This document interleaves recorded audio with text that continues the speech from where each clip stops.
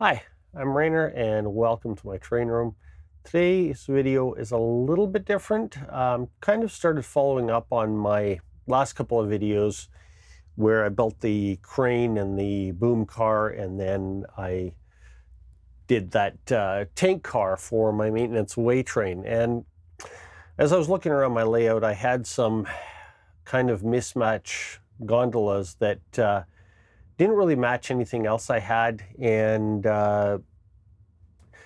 wasn't quite sure what I was going to do with them. They're just, gonds that I've had sitting around for a long time. And so what I did was I just painted them black and thought that I can use them for cars in my maintenance way train or for scrap gonds or whatever.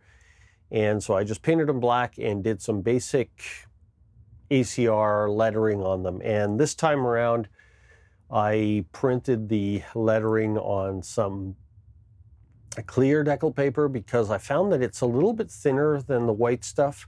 And so I just went back to a technique that I've used before and basically painted the cars black and then just painted white patches where the lettering is going to go down the side of the car with just some gloss white paint. And by the way, this technique only works if you're going to have a car that's black at the end that's going to be weathered, heavily weathered. So otherwise it just doesn't end up looking good. But anyway, once the white paint had dried, I put the decals over top, and of course the letters being on white paint, the white shows through. And then once the lettering had dried, the water had dried, I used some Floquil matte finish stuff. It's this flat finish, clear.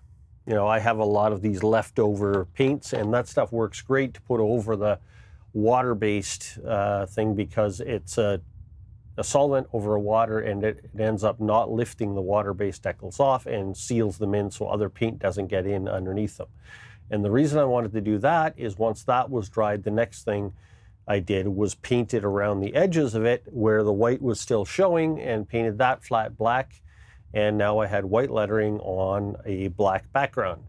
I then did a little bit of artist acrylic with just diluted with some isopropyl alcohol with a small brush and just added some kind of rust marks along some of the vertical ribs and things like that. And finished that off with a full coat of matte finish, and then I did some weathering with the airbrush. And this is the end result. This is one of the cars. If you look at it, the lettering is pretty much obliterated. It just looks like a dirty old car, but when you look at it, you can see the Algoma Central writing underneath there. This is another smaller one. The writing is a little bit more legible, but again, the same idea, just heavily weathered. And then the third one was this one. I don't even know where this car came from. And on this one, all I did was put an Algoma Central logo at each end, and I've got some wheels, some old used wheel sets sitting inside it that are painted and weathered as well.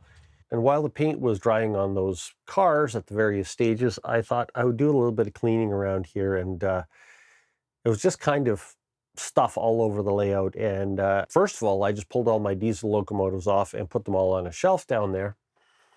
But after I did that, I started running my Steam locomotives around the layout a little bit because I haven't done that in a while, and shot some video of it. And just for fun, through one of my old vintage lenses on my camera, actually on a couple of cameras, 2 different lenses, and shot some video of the trains running around the layout and had some fun editing it. So here's what I ended up with.